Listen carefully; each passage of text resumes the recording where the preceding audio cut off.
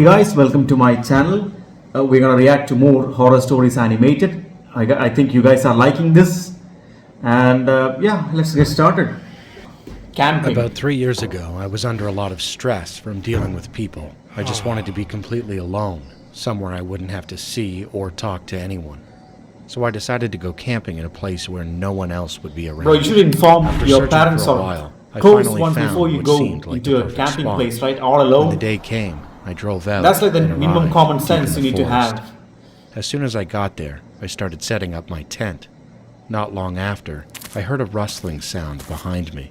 Startled, I turned around, but there was no one there. Now, if you heard it, then After a just moment get in your of car. complete silence, I suddenly heard someone laughing from behind Yeah, a tree. nah, bro. My heart dropped. Who's there? I yelled. Then I heard a quiet male voice reply. I'm not telling you. If I he's assumed it was confident just enough some to weird laugh guy and then messing with mock me, you, so I then tried to stay you polite. have to know it's I'm his sorry, place. but I came out here to be alone today. If you're gonna mess around, please do it somewhere else. He didn't respond. He just stayed Yeah, silent. he knows this place too I was well, annoyed bro. by his strange behavior. You don't but I wanna camp- figured camp he'd leave there. eventually, so I focused on finishing my tent. Nah. After I was done, I looked around to see if he was still there, but I couldn't tell. There were no sounds at all. So I sat down, watched Zero some YouTube survival videos, skills, man. Zero and ate survival a simple skills. canned meal. When night fell, I finally went into my tent and laid down to sleep. Yeah. That's when I heard a voice. Going to sleep now? It was the same voice from earlier. Panicking, I jumped out of the tent and looked toward where the sound came from. It was the same tree the man had been hiding behind earlier. I could still hear him laughing. Who are you? Have you been here this whole time? I shouted. I'm really good at hiding, he said quietly. At that point, I was convinced something was seriously Yeah, wrong with something this guy, is bad, and I right? lost my patience. You should have Hey, called the cops. stop messing around Way and come back, out here. man. I yelled.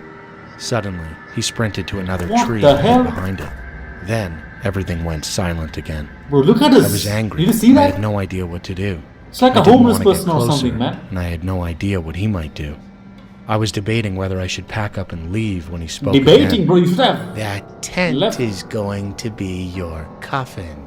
That's it, That bro. was it. I That's the decided last I straw. needed to Just get as far get away out. from this lunatic as possible and started tearing down my tent. That's when he shouted, Where do you think you're going? You should have Do you called have the any police, idea bro. how long Man, I've been this is- waiting to roast you? I started rushing even faster. Suddenly, he screamed and burst out from behind the tree, charging straight at me. I ran to my car, locked the doors, and drove off immediately. He chased after me and slammed his hands against my car windows. I might have been mistaken, but his hands looked enormous, at least twice the size of a normal person's. Man. I barely remember the drive. I just got as far away as I could, called the police, and went straight home. I don't know what happened after that. All I know is that I wasn't hurt, and I'm grateful for that. But even now, whenever I think back to that night, my breathing starts to speed up. Hello, my name is Jacob, and I'm from County Wexford, Ireland. Ireland. This happened when I was 9 years old. My father and I visited Loftus Hall, which is widely known as one of the most haunted mansions in Ireland. I'd always been fascinated by haunted houses, so I was genuinely excited to finally see it in person. Loftus Hall is located near the Hookhead Lighthouse in County Wexford. When we arrived by car and my father saw the house up close, he looked visibly shocked. Yeah. The mansion was originally Oh, it's a built tourist around spot, the year right? Everybody's okay. 1350 I by thought the it was an Redmond abandoned family. house or something. In 1666, it later came into the possession of the Tottenham family. Sometime in the mid-18th century, the Tottenham family experienced a horrific event in that house. After that, the building was used for various purposes over the years, including as a convent and a hospital. Eventually, in 2011, it was purchased by the Quigley family and opened to the public as a tourist attraction. While we were on the tour, I overheard other visitors talking about the house, and that's when I learned the legend that has been passed down through generations. This is the story they told. It was a stormy night. The Tottenham family, who were living in the mansion at the time, were sitting down to dinner when they suddenly heard a knock at the door. When the head of the household opened it, he found a handsome young man dressed entirely in black standing outside.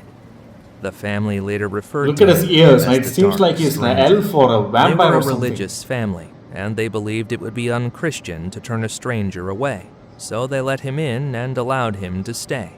One of the daughters of the family, Anne Tottenham, who was believed to have been around 16 years old, became infatuated with him.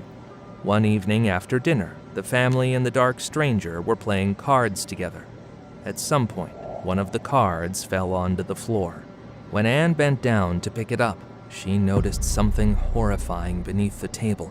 The Dark Stranger's feet were shaped like a goat's hooves. Anne immediately jumped up and shouted, "Your feet are split!" At that moment, the Dark Stranger burst into flames and shot up into the air and burst through the ceiling before vanishing into the night sky. Bro, that's crazy, man. A Like, massive hole it's just- was left behind in the ceiling. According to legend, no matter how many times the family tried to repair it, the ceiling kept cracking. After that night, Anne was never the same. Her behavior changed completely. She stopped speaking and lived in a constant state Yeah, of it's like fear. she got possessed or Eventually, something, her right? family With that. locked her inside her room. She refused to eat and spent most of her time staring out the window, as if she were waiting for the Dark Stranger to return. What? Anne died in 1775. When her family discovered her body, it was said to be rigid, with her arms and legs twisted into unnatural positions. No matter how hard they tried, they were unable to straighten her body. In the end, she was buried in that twisted posture. Man, that is. People later claimed that because Anne had seen the devil himself, her soul was twisted.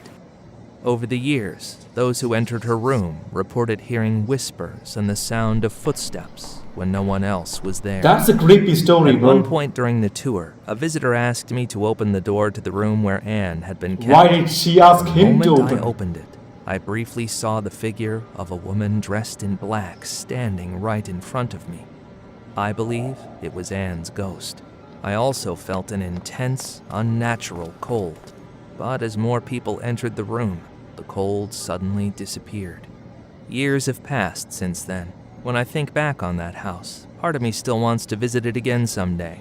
But I've since learned that the property has changed ownership, and it is no longer open to the public. Yo, that was creepy, man. Oh, is that a property? Okay, good. It's good to see Around real life 2015, photographs. I was living in Tempe and working at a credit card company's call center. I worked the night shift, and I practically lived on coffee. I drank so much of it that my clothes Yeah, only smelled you need like to get that coffee. caffeine in to The job itself survive wasn't the that night, hard. right? What really made it Call difficult center was one of nights my too? coworkers, Amber. We were constantly on calls with no time for small talk. Tall cubicle walls separated each desk, so we couldn't even see each other's faces. Because of that, even though we worked together for over 6 months, we'd barely ever spoken. Then one day, I ran into her in the break room. She suddenly said to me, "I've explained this 3 times already. How do you still not understand?" I honestly thought I misheard her. What? "Excuse me?"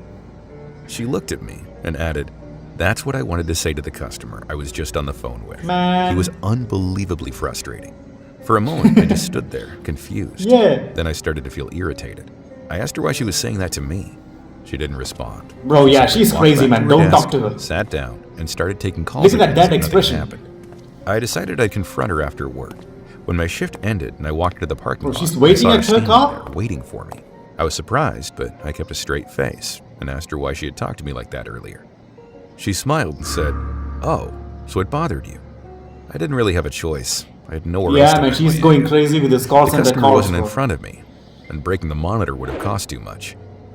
As she spoke so calmly, my hands started to shake. This wasn't the usual caffeine jitters. It was fear and anger. I warned her very clearly never to speak to me like Well, that just again. ignore that girl and Her just go. expression bro. changed instantly. Her eyes went cold.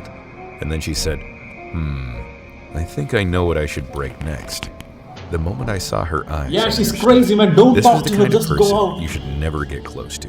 Yeah. I ignored her and got into my car. She suddenly slipped off one of her heels and raised it, as if she were about to smash my window. I panicked, started the engine. and Nah, drove bro, straight. report it to your. That night, I texted my team leader and Yeah. told him everything. The next day, Amber was officially warned. After that, I avoided even making eye contact with her. Then one day, I heard she had quit. I felt relieved. Good job, man. But not long after that, when I finished work and walked to the parking lot, she was standing right next to my car. She positioned herself in front of the driver's door as if to block me from getting in.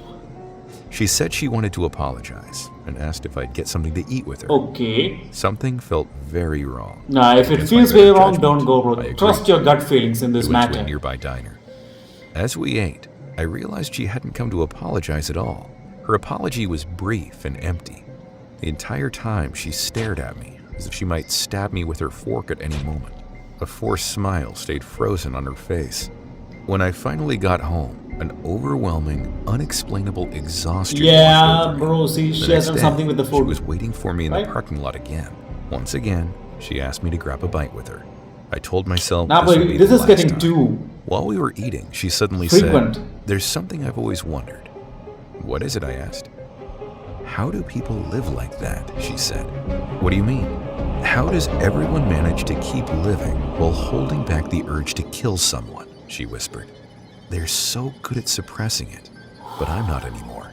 She leaned closer and continued, "I'm trying to decide whether or not I should stab you with a knife right now." Yeah, this is a crazy That was woman, when I man. finally Just understood what she was. get out. I looked straight into her eyes and said slowly, "You're not like most people, and honestly, I pity you. You're going to spend the rest of your life suppressing a dream that can never come Bro, true." why do you say Then I that? left. I went straight home. Thankfully, she never Just came run over to your for car me and again. get out, but don't say Now, anything like I that. still wonder, what kind of person was she? Yeah. And what exactly And was you she still planning to wonder? do to me? Bro, she's a psychopath. Yeah, that was crazy, man. Comment down below, like and subscribe, comment down below what you think of this story, man. And yeah, I'll see you in the next one, guys. Bye-bye.